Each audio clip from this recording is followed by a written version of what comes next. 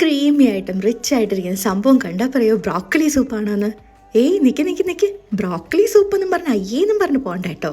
ഈ സംഭവത്തിന് നല്ല ടേസ്റ്റാണ്. വൺ ടൈമെങ്കിലും ട്രൈ ചെയ്താലേ അത് നിങ്ങൾക്ക് മനസ്സിലാവത്തുള്ളൂ.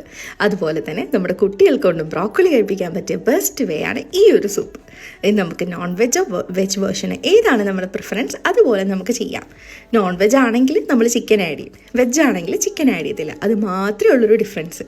പിന്നെ നമ്മൾ ആദ്യം തന്നെ നമ്മുടെ ബ്രോക്കോളിയും കുറച്ച് കുഞ്ഞുള്ളിയും കുറച്ച് വെളുത്തുള്ളിയും കൂടെ ഒന്ന് ബോയിൽ ചെയ്തെടുക്കുക. അതിനുശേഷം നല്ല ക്രീമിയായിട്ട് ബ്ലെൻഡ് ചെയ്തെടുക്കുക.